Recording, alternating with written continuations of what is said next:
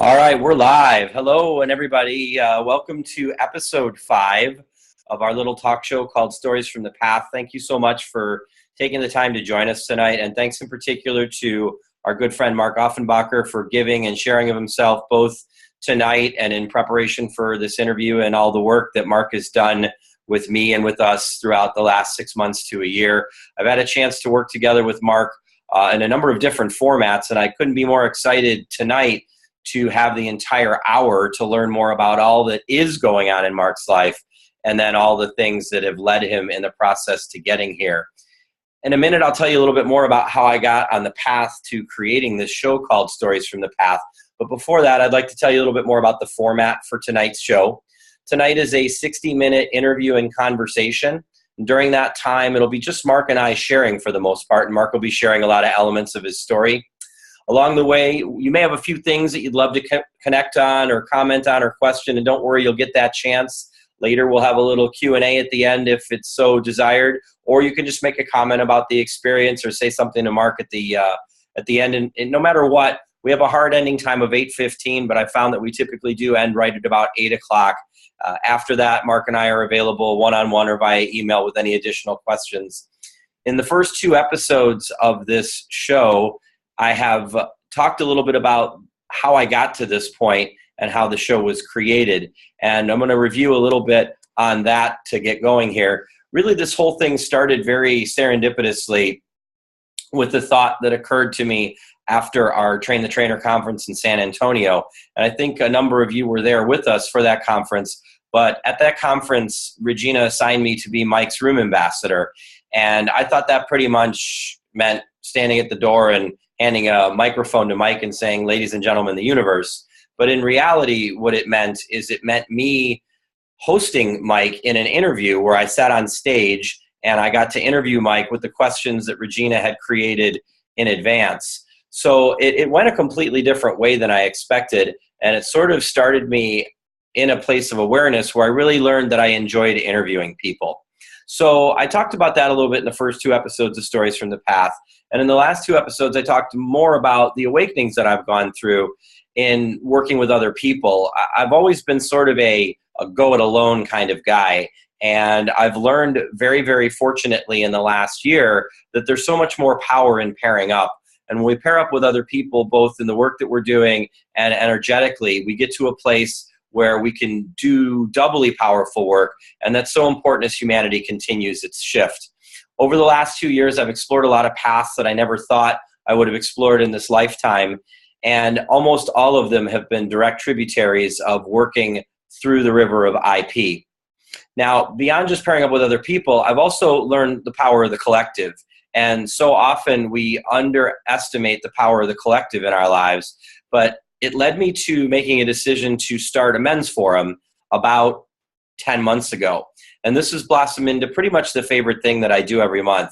Now, there was a lot of fear for me in moving into that men's forum format. Even though I'd been doing a good bit of public speaking, and even though Christiana and I had been teaching workshops and traveling and speaking in other places, I had this fear about hosting any sort of recurring forum online. I really wasn't sure that anybody would want to come out and listen to my message on a monthly basis. And I'm sure some of you who are spiritual teachers out there have faced that same fear. Who's going to listen to what I have to say? But when I came to the awakening that it really wasn't about me, it was really more about the collective energy of the group and what would become of the things that we choose to start and who gets to join in with us, that I came to peace with the decision of starting the men's circles and then other forums. And it's in those circles that I've had the chance to work with so many amazing guys: Tom DeWolf, Craig Wetter, Mark Offenbacher, Appio Hunter, Andy Dooley, and the list goes on and on. And there I really got comfortable with the idea of interviewing people. So after moderating that forum for a while, I decided to launch this show, which is more of a 1-hour in-depth interview show where it really focuses on the individual and it focuses on listening to that person's story. And it's critical that we listen to other people's stories, and listening is such an amazing skill that we have as humans, because when we listen to other people, we come to a really important realization. We come to the realization that we're all the same. We all have our own hero's journey that we want to travel on. And that hero's journey looks a little something like this. There's a spark of desire in our lives, and that desire sends us on a call to adventure. And in that process of that adventure, we take some journeys. During the course of those journeys, we're lucky and we find the right mentors and the right aides, and we cross some thresholds. And those thresholds lead us down paths that will face challenges and will face temptations, but all the while we have our inner voice and our mentor to guide us. At some point in those journeys, we reach a critical point, and some people would say it would be the abyss. And it's in that abyss that we find that cycle of death and rebirth, and that creates the awakening.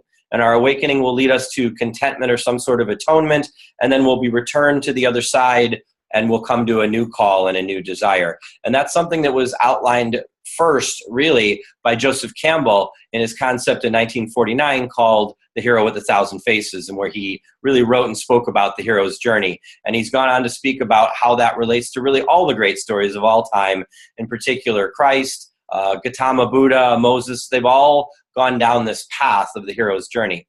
So the journey we're embarking upon tonight is the culmination of 2 years of preparation, meeting an opportunity for me to lead in this storytelling or story share, focusing on one individual. So with that, I want to officially welcome in our special guest tonight, Mark Offenbacher. So you can just send your love and blessings if you're on your phone, or you can wave at Mark on the video. Let's learn a little bit more about Mark before we get into the questions, though. Mark is a teacher. He's a life coach who focuses on the importance of having a healthy body so we can have a healthy life. Early in his life, Mark learned the importance of acceptance and that we have a choice on how we respond to the things that happen in our lives. Through his own life experiences, Mark has become what I call a grief and loss expert. He's lost his father, his mother, and one of his sons, and that's all helped him become who he is today. Mark has, in the last year or two, led workshops for children. He's coached others who have lost parents and children, and he helps them find purpose and meaning in the most difficult times in their life. Mark is a motivational speaker who teaches others to understand that it's through acceptance in the difficult times that we grow the most. In understanding these challenges or losses, that we're not put there to destroy us, but they were rather put there to help us become who we were meant to be. So I would like to officially welcome Mark, and I'm going to unmute you, Mark, to say hello to the audience. How you doing tonight, Mark? Good. Thank you for that awesome introduction, Jim. Well, it's all well-deserved, and I speak nothing but the truth, I promise you. So Mark and I met for the first time in January of 2015 at the Train the Trainer Orlando conference. And at that session, Mark actually was on our team. So we, as members of the team, we got to lead small focus groups, and Mark fortuitously and serendipitously was placed into our focus group, and it was there that we started to develop a relationship. And we later worked with Mark on the team at San Antonio, where he was a member of the Trailblazer panel, and now Mark is headed to Solapalooza in November, where he will serve on the team of those who are working with Mike and David G. and Paula and Regina, and that's a super awesome thing. Now, Mark, you've had a lot of opportunities in the last year, and we're going to talk a lot about your story. A good number of your projects these days seem to focus on your individual creativity. You seem to like to make things. I know you're working on bracelets and eye pillows and calendars. Tell us a little bit about your artistic side and some of the things you're working on right now. Well, you mentioned a number of them. I just, since I was a teenager, I started working in oil painting, and then started sewing and working with wood, and that's just something I've kind of continued to do. I mean, I didn't do a lot of it when my, growing up with my children growing up and stuff, but as I got older and more time, I just gravitated back to it. I think I find a connection to, just that inner peace in creating stuff. And one of your places of inner peace is a very special place in your own backyard. I believe it's called Smith Rocks. Is that correct? Yep. Yeah, I live across the street from Smith Rock State Park. And you get out there and you hike with a great deal of regularity, correct? Well, I try to get out there once a week, yeah. Now, you've done some photography in the park, yes? Yeah, I mean, I just like taking pictures, and so I take pictures while I'm out there, and that's where I got the idea to create a calendar, which I did, the 2017 Smith Rock calendar, which surprisingly nobody has done. So that's in production now, and you're going to have that available for purchase over the next month or so, I would think. Is that correct? Yeah, it's already online and available. I posted it once or twice already, but yeah, it's already available. I already sold one. Well, wonderful. One is a good start. And I believe you sold a good number more eye pillows within a couple of days, yes? Well, yeah, within a few hours, shoot.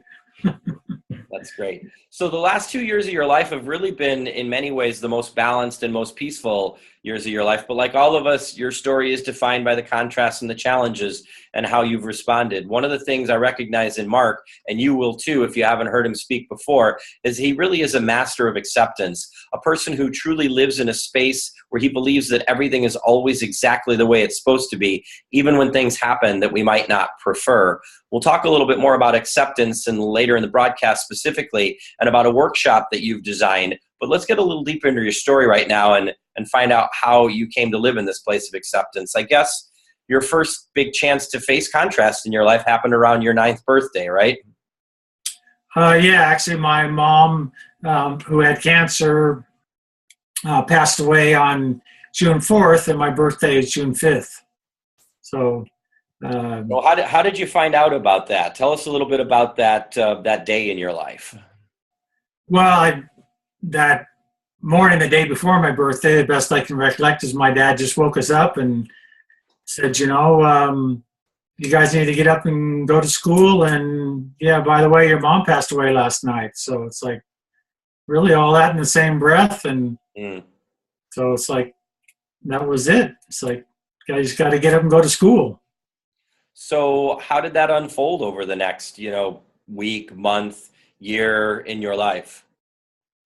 Well, of course, in retrospect, I can see how it unfolded. But in those times, I think as a 9-year-old, how do you process that? You don't know how to process it because there's, you look to people in your life to help you process it. And in my case, there really wasn't anybody. My dad was a good role model as far as a great work ethic person and wonderful person, but he grew up in the 30s and with a dad that was non-emotional, and so he was non-emotional, and it's like, well, this is matter of fact, life moves on, and I got to go to work, so you got to go to school. So I guess that's how I started out on that journey of accepting that, okay, things happen, but you still got to get up and keep moving forward every day. Absolutely. So we'll come back to more of your early years and some of the in-between years in a little bit, but I want to fast forward to one of your personal adult contrasts and challenges that sort of opened the doorway for you to consider some new options in your life and ultimately led you to your coaching career. So it was March of 2011 and you suffered a heart attack, correct?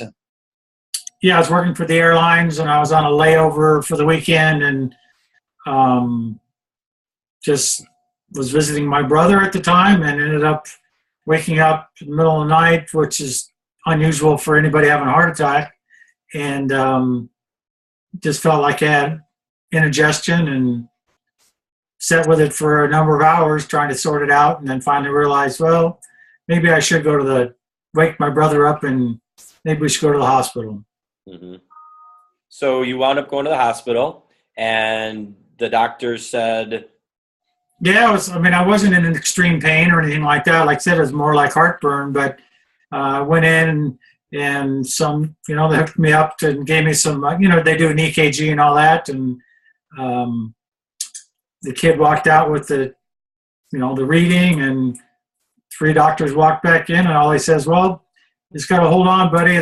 We've got a lot of things to do in a really fast time. And within 10 minutes, I was in the cath lab, and they were hooking me up and put in catheter 3 stents in my left arterial descending, which is what they call the widowmaker vein. Mm-hmm. So it was 98% blocked. So it was definitely something that had I waited or had I been on a flight with a flight crew, I would have just ignored it because it wasn't that bad. Mm-hmm. So you actually had a pretty quick recovery from all of this, though, if I'm not mistaken, correct? Yeah, well, fortunately, I'd been a cyclist and triathlete and all that I'd started running when I was 17, so been running for 35 years. And fortunately, I had a really strong heart, and I didn't have any other issues in any other arteries. So I was only in the hospital for 2 days, and then that was a I think Sunday, Monday, and I was back on the flight line the following Tuesday. Awesome. So your doctors wanted to do a lot of things for follow-up care, and they wanted you on a lot of meds, correct?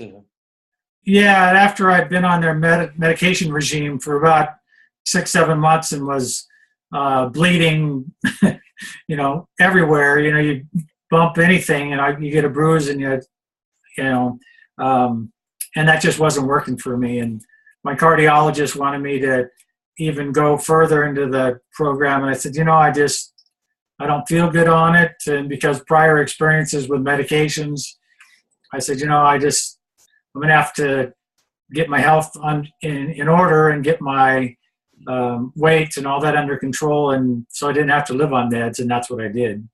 So you kind of changed your program a little bit. You got more focused on your health again, and at some point there, you decided you wanted to help others, and you started to form the idea of doing some health coaching, and that was shortly after your heart attack, correct?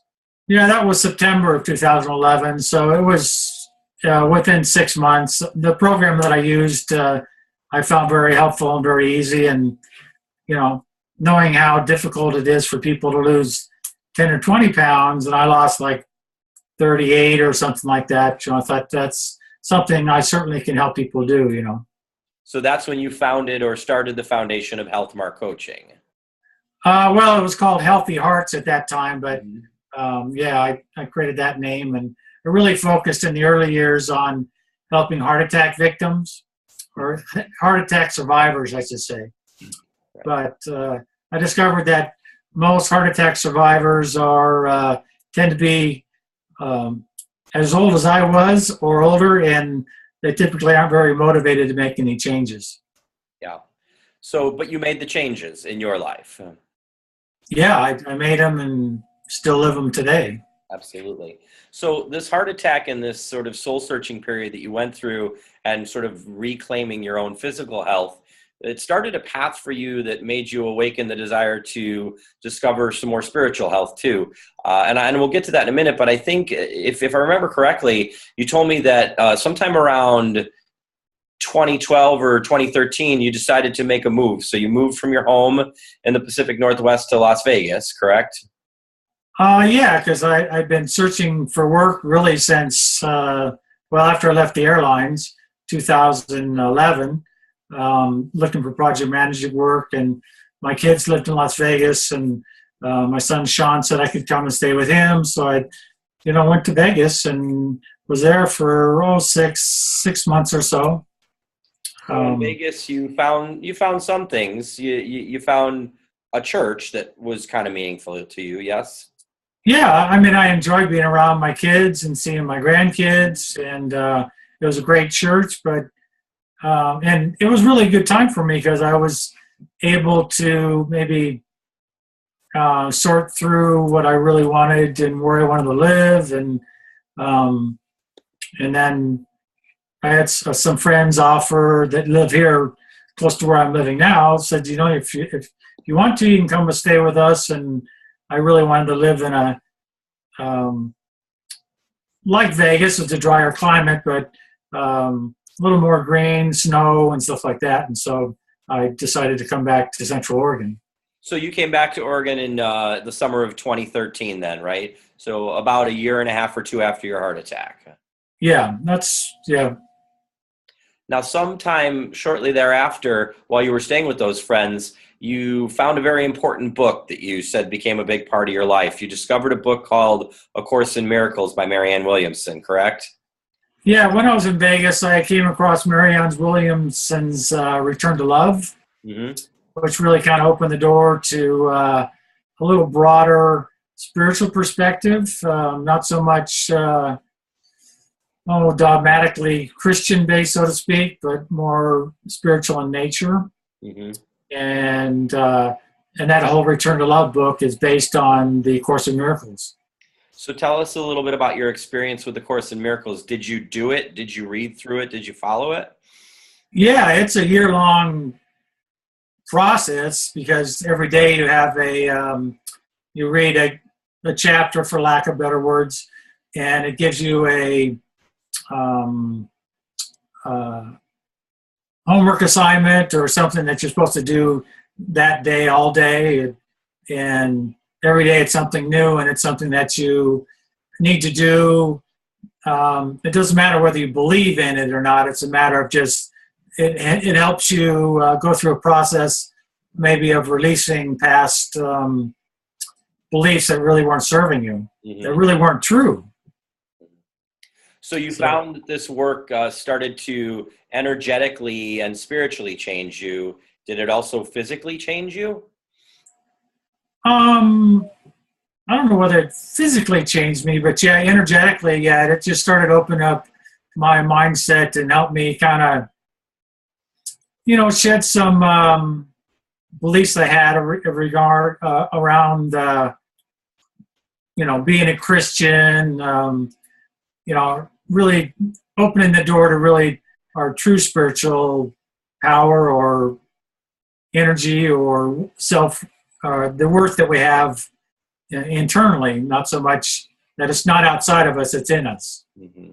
Is there something specific about the book that you can think of in this moment in time that still resonates with you, a particular exercise or one particular chapter that still emerges for you on an ongoing basis? No, it's a pretty deep book. I mean, there's just so much in it. And I think the main thing I just walked away from it, that I took away from it was that you got that's the power within, and as we look, the answers are within, and if we look within, we'll find the answers. Perfect. So along the way, in about that same timeline, as you're on this sort of spiritual quest to awaken a deeper spiritual side of Mark, you also found, I believe you said it was a Native American healer that you were doing some work with, or you became acquainted with. Tell us about that person. Well, my friends that I was staying with had another friend that he works with the Native American Indians across the country and helps. He's kind of like a moderator, but he goes to different tribes and helps them do environmental work and just healing work. And so, we just got a chance to talk for a couple of days, and I got to help him on a couple of things he was working on here in Central Oregon. And he just led me to the Notes from the Universe more than anything. So that was a very important connection for you then, because it was this connection with this Native American healer that you were working with that first told you about Mike Dooley and the Notes from the Universe. Yeah, because he just, said, "Have you ever heard of the Notes from the Universe?" And I said, "No, never have." And so he says, "Well, you really need to." And so he sent me an email, and I started following along. So that was your first introduction to Mike Dooley, and that happened in the late fall of 2013, correct? Maybe it's more early 2014. Okay, great. So along the way, you're following the Notes from the Universe, and at some point you make the decision to attend your first Train the Trainer conference when you and I met in January of 2015. At that point, how familiar were you with the work that Mike was doing and Infinite Possibilities? Next to none, really. I mean, I've got the notes. I didn't actually read his Infinite Possibilities book. Well, I was reading it, but I didn't actually finish it until on the flight, to the Infinite Possibilities conference in January 2015. Right on. So tell us a little bit about your experiences at your first Infinite Possibilities conference. As you arrive there, as you start to meet some of the people that will unfold into becoming a big part of your life, how was that like? What were you feeling? What was that experience like for you at your first Train the Trainer? Well, having been involved with the whole church scene, Catholic, born again Christian, and all that, and then being involved in conference groups, which I was in my earlier computer career, I was really quite blown away at the love and acceptance, and not just from each individual, but just the sheer love and acceptance that was in the air from the beginning. Mm-hmm. Something I definitely, I mean, I was involved with putting on major conferences larger than Infinite Possibilities, and certainly that type of energy and that type of love and acceptance was in none of those conferences. So you formed a very important, well, you formed a number of important friendships in that conference, but one of the most important was a friendship that you formed with a fellow Pacific Northwester by the name of Tom DeWolf. And you and Tom then decided to work together to teach your first workshop, correct? Yeah, I mean, I didn't know anybody else, of course, in Oregon. I didn't even think about it, actually. But then when I got to the conference, I found Tom was there, and then another friend now, Wendy Isaacs, and there was another couple there. So, and I just, there was somebody else that was at my table and said, well, do you know Tom? And it's, well, no. Well, he's here. And so she introduced me, actually, introduced Tom and I. So you guys did your first workshop, and that was a nice success. You had a great attendance. Tell us a little bit about your first experience teaching as a spiritual teacher in the Infinite Possibilities program. Well, after the conference, I had just the goal of becoming a trailblazer, and then, I set out on my own path to, get my 6 people and all that, and that just kind of failed. And so that's, I knew Tom was thinking about wanting to be a trailblazer as well. So I just, sent him an email and said, you want to think about doing something collaboratively? And he was open to it. So we did, and it worked out really good for both of us. Awesome. And you have since gone on to both be on the Trailblazer panel at following conferences, correct? Yes. That's fantastic.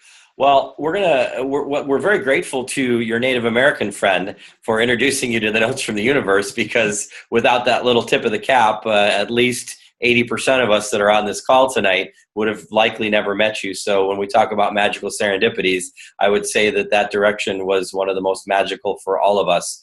We're going to go back a little bit further from this time now, and we're going to go into a period which you've described to me as kind of some of the darkest days that you've had in your life. And so we're going back to 2007, 2008, a time when you moved to LA. So you moved to LA to take a job, right, as a project manager? I'd moved to become the project engineer on a large, industrial-sized house project. Okay. So with that big job, obviously came a great deal of stress. Yeah, it was high energy. It was a 48,000 square foot complex. So, the $50 million budget. So, and my job as a project engineer was to keep track of all the building plans and update all the plans, so all the subs had all the correct stuff. And it was 5 buildings, and so yeah, it was a big job to start. So one of the ways that you, as you mentioned, you've been a triathlete and a runner through a lot of your career and your life. So in that period, one of your ways of managing your stress was to run, correct? Yeah, actually, I had run a marathon the previous year in St. George, and I was in training to do another one the following year. So you were working with a running coach then, or a marathon training coach, correct? Yeah, I'd hired a ultra marathoner to just train me to. I had really good time. I ran a 3:27, which is that's a 8-minute pace, 8:5. Anyway, he said I could do better, so we were training for 3:30, somewhere in there. And that was already at the age of what, 50? You were already in your early 50s to mid 50s at that point, then, yes? Yeah. So running a 3:27 at age 50 it's Boston Marathon qualifying speed, I believe. Yes. Almost. Yeah, almost. What is it? 3:15 for Boston? Well, it goes down every year, so. Okay. So obviously, you were working through and you're using your running, but you had a little bit of one of your fall downs, literally, right?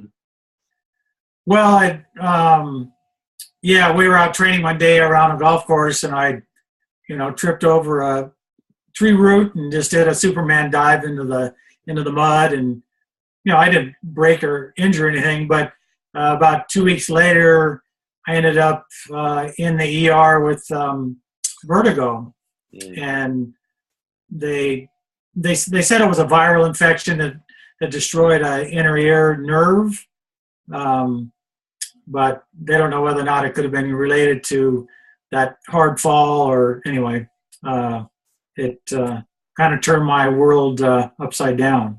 So as a process of treating the vertigo and not being able to run, you also had to introduce some meds. You referenced earlier in our conversation you'd had a previous not so good experience with meds. Tell us a little bit about your experience with the meds and vertigo. Well, and that's what I was referring to in regards to after the heart attack, is that I was able to, my vision was all cattywampus and all that stuff because of the vertigo. And so my ear, nose, and throat, plus my general practitioner, just started trying different medications to help clear up the head and all that. And so that kind of set me on this year and a half road of trying different medications to help clear up the head. So that wasn't going so well. No, it just, no, the only thing that, no, it just didn't help. So you're in LA, you've got a high stress job, you're not feeling very well, you're not able to release your stress because the running doesn't work out for you. You're on some pretty intense medication and your mental state starts to deteriorate quite a bit. Yeah, I don't think as anybody that slowly slips into serious depression, I don't think you notice it early on. And I don't think I didn't either. But yeah, probably late 2008, somewhere in there. Yeah, it got to the point where I wasn't able to sleep, wasn't eating, working. I didn't, I was working 10 hours a day and 5 days a week, but had the no sleep thing really started to add up and take its toll. So one of the projects or the jobs you had in the course of doing your job was to climb a crane tower, correct? Yeah, it was quite the unique project. It was the first time ever in the LA County that a single family residence had a 100-foot tower crane on the property. So that, and my job as the engineer was to, because we had international owners, my job was to take pictures at the, at the clock points, 12, 3, 9, 6, and around the, anyway, of the property, a couple times a week. So up on that crane, you started to have some thoughts. Well, I think it was not just the crane. It was, that was, I started feeling very despondent, and my vertigo was, manageable, but imagine, climbing up a ladder on a tower crane. That's really a free ladder. There's no, there's no cages around it. And then you get up on the tower crane, it's only a 3-foot railing. So yeah, and in a shaky state of mind, some days it was, it's like, well, is it easier to go over the edge or to climb back down type of mindset? Yeah. So at that point, you actually started to consider whether or not you wanted to carry on in this lifetime. Yeah, because that was what was happening during the day, but I wasn't able to sleep at night. And so you really get to a dark place. And so I was, for quite a few months, I was spending the nights just holding a 9mm loaded and cocked and ready. And each night I had to make a decision as to why I wanted or not wanted to, pursue the next day. So at some point, you realized you needed more help than you were getting on your own, and you knew something needed to change. So I believe you reached out to your brother? No, actually, my boss that I was working with, even though we were in the closing, not closing, but we were on the final 7-8 months of the project. So not a good time for me to leave, but I knew that if I didn't make a change, I was going to be on the, 7 o'clock, the 6 o'clock news, and he could see the challenges I was having. And even though I was still doing all the work and doing it well, I just went in one day and said, Larry, I got to go. I just can't, this is not really working for me right now. And he totally understood and supported it. And he even gave you, I think, a nice little send-off to help you get reestablished. So you went back to Oregon, right? Yeah, I've been blessed with some really great friends. And so I had some friends in outside Salem, Oregon that lived on a farm, a ranch, and they said, you're more than welcome to come here, and which I did. And when I left LA, though, I was unable, physically I was okay, but mentally I didn't trust myself to drive. So I actually had, my brother actually drove me back to Oregon. So you've lost your mother at age 9 and found out about it rather matter-of-factly. You've suffered a heart attack. You've faced depression to the extent of it reaching into your mind and considering suicide. And many of us would sit here and say that's a life story full of more challenges than we could even imagine. And we would be marveled at your attitude of acceptance based on just those things. But none of those maybe are the hardest challenge you've ever faced in your life. Tell us about what happened in July of 1988. 1998. 1998, yeah. My middle son, Jordan, was killed in a car accident. So he was the non-driver in a drunk driving accident, correct?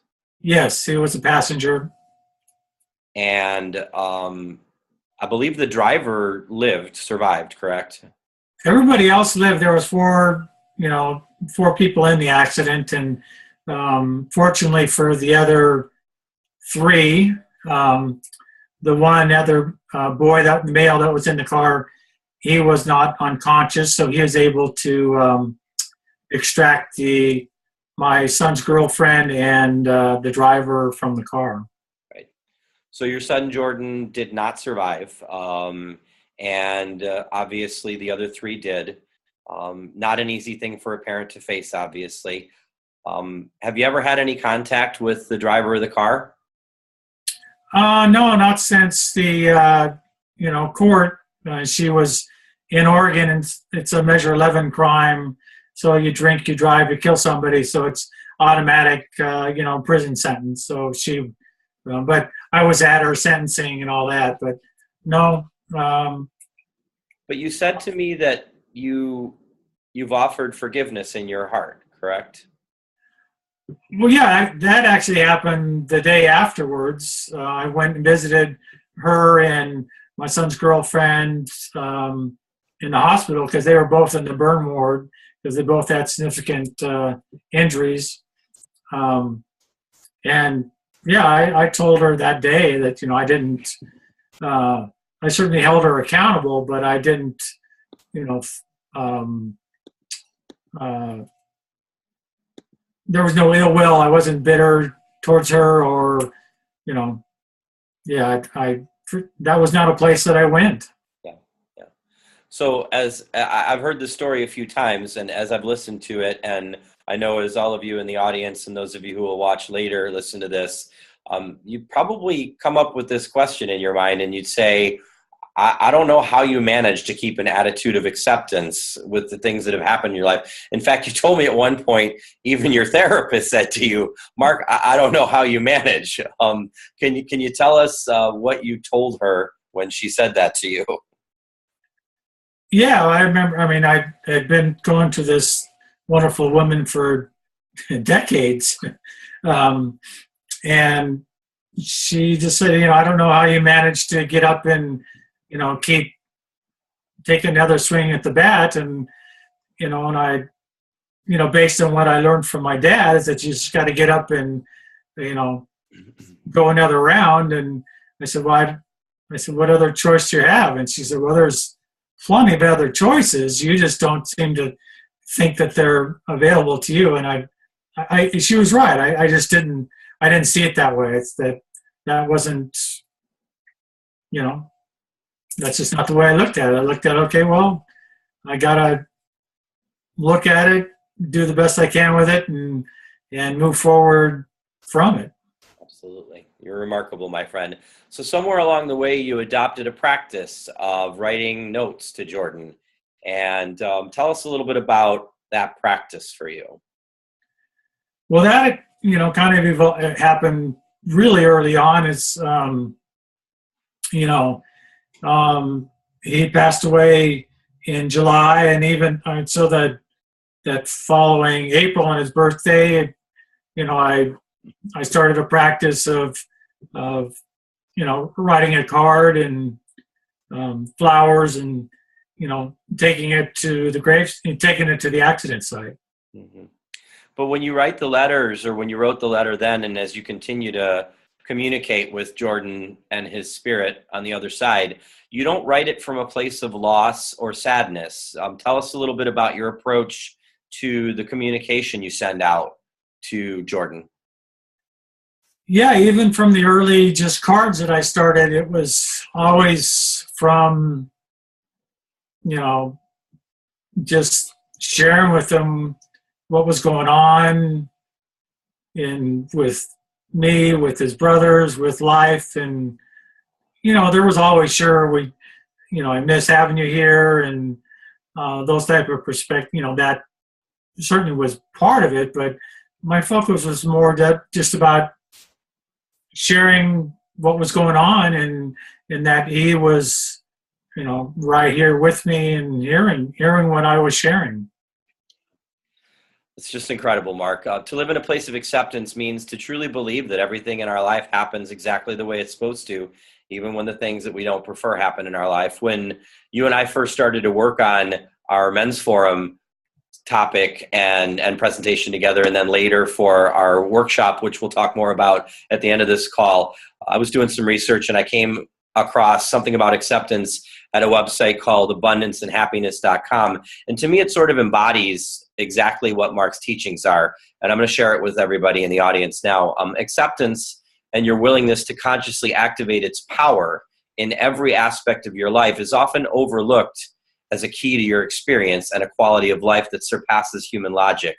Personally experience this quality of life for yourself requires nothing more than choosing to elevate your awareness and the depth of understanding to the unwavering and never-changing perfection of the process of creation and its infinite nature. When you do this, you become enabled and empowered to see life in the world around you for what it truly is, in such a way that it instills an indescribable sense of internal harmony, peace, and well-being. That harmony and peace transcends all form of common logic and widely held perceptions of possibilities that the vast majority unconsciously choose to remain limited by. Acceptance is a virtue that doesn't require any form of doing in the physical sense of the word. It is a chosen way of being. Choosing acceptance as your predominant way of being transcends the limitations of the intellect, opening your eyes to the matrix of illusion that so many who find themselves caught in seemingly inescapable cycles of fear, doubt, worry, and anxiety perceive as being so real. Here's the good news. It's not real. Mark, do you have your letter anywhere nearby? Could you show the audience what it looks like? I know you keep it in the office somewhere. I think the one we've worked on in the workshop shows the artwork that you do with your letter. Yeah, I got it right here. So show the audience on the screen and tell us a little bit about the art therapy workshop and how you introduce watercolors to this. Well, this is just kind of an extension of what I was, my early card writing process. And then I ran across an artist at an art fair one summer, and she does watercolor, and she does watercolor journals, and I was just intrigued, and she just said, you should try it. And I said, I'm not quite the artist you are. And she goes, well, just got to go and doodle, just write and doodle. And so that's what I started doing. And then I started actually doing like notes of the universe and different quotes and in my journal, and then started doing the letters because it's writing is a good healing practice. So. And you've adapted it in some different ways with some of the kids you work with. You told me about an exercise you do where you have them make a piece of pottery and then decorate it, right? Tell us a little bit about that exercise for the younger kids. Well, this summer I was involved with a program called Camp Courage here in Central Oregon. And it's a 4-day summer camp, and all the kids from various ages, school age to teenagers, have lost parents within the last year. Some of the teenagers, it could be multiple years, but every person that's there has lost a parent, a sibling, a grandparent, somebody in the immediate family. And so one of the exercises that we did that the program director came up with is that everything that we did was around art, and whether or not they were doing watercolor or oil or anything, it was always, we always talked about the person they lost, their brother or sister, mom, dad, about, well, what did you just ask them different questions. What did you learn from your dad, or what did you like about your doing with your brother, your sister, or whatever? And so we always put it in a positive frame, so it helped them process the grief in a positive way. But the whole idea behind the cup was we had them paint it and make it do the best they can. For a 5 or 6 year old, that's not always that exciting. But then, after they were gone that day, then we broke all the cups, not in gigantic pieces, but and then the next day we set them down, and then we gave them back their bag with their cup in it, and they discovered that their cup was broken, and then we just kind of talked about the process of, okay, yeah, that's, like you lost your mom, your dad, or your brother, and it hurt, and so, but we can kind of put it back we can kind of put the pieces back together, and that's what we did. So they spent that time, and there again, it's another process of talking through their loss, and more of like, okay, there can be healing in the process, and then the cup actually, and then when you're done, you actually paint it gold on all the cracks, and so it really turns out to be quite a memorable little item for them to take home with them. Awesome. You are truly an expert, my friend. So in the workshop you and I have created called Discovering Acceptance and Finding Peace, we go through the process of allowing everybody to share a piece of their own story. It can be something that they're working on. It can be the grief from a loss they had in their life related to death, divorce, or maybe some other departure in their life. And everybody has the opportunity to share a couple of times. And then at the end, we allow them to write their own letters. Tell us a little bit about that workshop and give us a peek into what that's going to look like for our upcoming workshop on November 9th. Well, I think the same things. You look at it from a perspective of how it doesn't really matter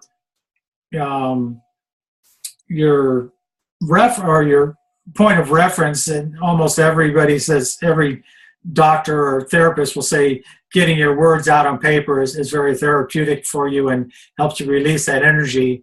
And that's what we do in the Discovering Acceptance, is that, whether or not you're talking about a divorce or a death or a major illness, facing that and writing about it, from a positive frame about what you're learning from the process, is what we try to help them do or encourage them to do, and get it out on paper and write it down. Absolutely.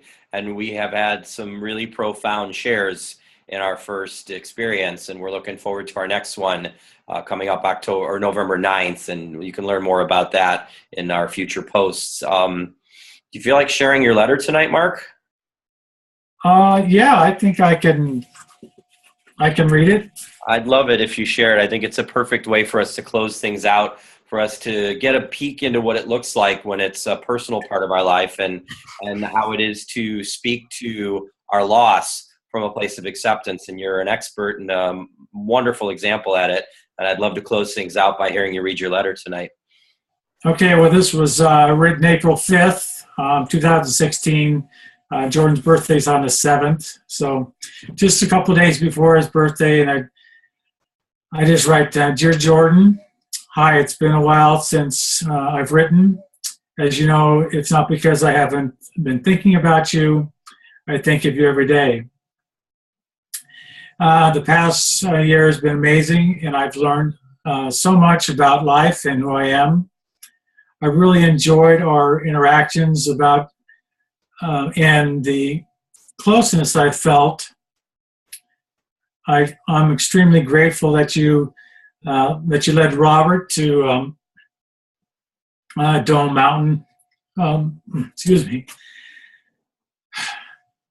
His discovery of your plaque, along with the timeliness of his reaching out, was amazing. I felt your love and presence when I saw the picture and read his note, but I was totally blown away when you, sorry, it's hard to read now. When you reached out and communicated with me at the Spirit Gallery that night, I thank you for being there. Sorry. Brandon and Sean are both doing well and miss you as I do. I know you are helping them, as well as I am so grateful for that. Brandon's job at the city is still going well. He's still working nights, which he doesn't really care for. Him and his girlfriend had just moved into a bigger place. Evan and Luke just had birthdays. They're now 6 and 4, and getting so big. Sean is doing really well, and I can see how you are helping him. We talk often of you, and he left his full-time job so he could devote his full time to his screen printing business. It's exciting to see him so happy. Thank you for choosing me to be your dad. Because of you and your choosing to go before us all, it has made me who I am today. Thank you for bringing us all together. You're the only one that could. Happy birthday, love always, Dad. Mark, you're amazing. I love you so much, and your power to share your emotion and your feelings with all of us in everything we always do is truly an inspiration to make us believe that there is nothing that we can't overcome when we open our hearts. So I'm going to unmute everybody and let everybody just sort of give Mark a round of applause. Come online if you want to come online. We're off of your video and you're free to come on video. And if anybody has something they want to say, please feel free to shout it out. Everybody's unmuted. Anybody out there have anything to say to Mark? Yeah, Mark. Oh, Mark, you're such a blessing. Okay, we'll let Eleni go first. I want to say, Mark, Thank you for being just so authentic and so vulnerable to share that from the heart. I mean, I know it touched all of us, and just being in your presence, even before you got to this amazing, soulful, poignant letter, being in your presence, I feel calm. You just emanate. Like you would be the best blood pressure medication for anybody that needed it. You have such a beautiful I love you. I couldn't agree more. I'm rambling. I love you. Thank you. Anybody else out there want to speak? Yeah, I would like to say thank you, Mark. I really appreciate your vulnerability, and I love you, and I'm so excited to give you a big hug in just a few days. Absolutely. Thanks, Sarah. Yeah. Anybody else have anything they want to say to Mark? Hey, Mark. I would love to say something. Okay, who's that? Robert. Robert, you want to say something? I think I cut someone off, but Mark, hey, just a wonderful presentation, and I'm so I'm just moved that that we've been able to make this connection. Yeah. I'll always remember it, and I'll always keep it. Yeah, right on. Thanks for saying something, Robert. I heard a female voice that wanted to say something. Who was that? Deb. Who is that? Oh. Go ahead. Go ahead. No, you're speaking. Go ahead. This is Jamie. I just wanted to say thank you for sharing your story. I'm not on the video chat right now. I'm just on the phone. But as someone who has experienced an amalgam of loss in my life and who has also stared down the barrel myself many a times, but I do feel that I've grown so drastically since those moments. But it's a reminder that we're all connected in our loss, and I appreciate you sharing your story. A story that sometimes it's hard for me to share, but it gives me the courage to want to share that with others, knowing that by simply sharing, it can connect and relate to others. So I appreciate you sharing that story, and thank you for letting me be a part of it. Oh, Jamie, I'm so glad you made it. I love you so much, and I'm really glad you were a part of this. Anybody else got something they want to share with Mark before we wrap up tonight? Tom? I do. Okay, Deb, I'm going to wait for you. I got Tom next. Okay. Tom, we don't hear you. We see your lips moving, but we don't hear you, Tom. How about now? Yeah, that's good. Yeah, anyway, just thanks again, Mark. I get the extra blessing of being able to live nearby, so we get together more often than the rest.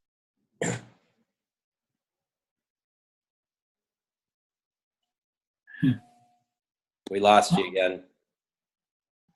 Thanks for your vulnerability and your friendship, Mark. We'll see you soon. Yes. And I think I got Deb wanted to say something also.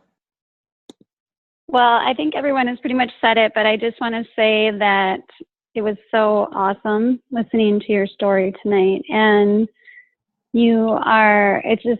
I find it so amazing to hear Jim and you and talk about your men's groups and just how brave you are to put this out there and encouraging others, especially men, to share their story and to shed a few tears and to heal and help others heal. And I was just absolutely, I have goosebumps from your night. And you're an amazing soul, and you're a teacher. And thank you for teaching me tonight. Beautiful. I appreciate it. Thanks for sharing that. Last call for anybody who has. Okay, I'm gonna go to you, B. You're unmuted. Oh, I doubled you up. Oh, no, unmute yourself this time. All right, go. Thank you. Thank you very much for sharing, Mark. Your story is very, very inspirational. And as a fellow brother on the journey, walking through some of the dark night of the soul, your story inspired me in wanting to share my story, because it's been so many years and my story was so dysfunctional. I felt like I couldn't share it in front of other people.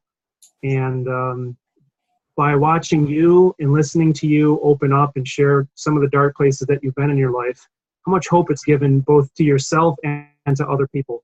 And even though your voice shook and the words got a little bit scrabbled while you were reading your letter, I felt your heart like so deeply, and I could feel where you're at, and that opened up a new thing to me too. Is like even if the message comes out, warts and all, it's good. it's coming from the heart. Yeah. So thank you very much for sharing. Thanks for sharing something, B. And I know a teeny bit about your story, and I can't wait to hear more of it. And we'll are going to learn a lot when you share more as well, and maybe even someday down the road in this forum. So that's it for tonight. I don't think I'm cutting off anybody who had something to say, just making sure. Our next broadcast will be on Monday, November 28th, episode 6 of Stories from the Path. And I will tell all of you first and foremost who our blessed soul will be that I will have the great pleasure of interviewing. And it will be my very dear friend, Deb Frischman, who will share pieces of her story and her early years and her growth into becoming one of the most brilliant spiritual teachers and one of the biggest shining lights in my life and in many others. So we'll look forward to November 28th when we will hear from our friend and teacher and Ippy, Deb Frischman. So that's it for tonight, folks. Thank you so much for sharing. My life keeps getting better and better because all of you are in it. And I look forward to seeing some of you in 9 days at Solapalooza in Orlando, and the rest of you next time around on the path. Have a great night, everybody.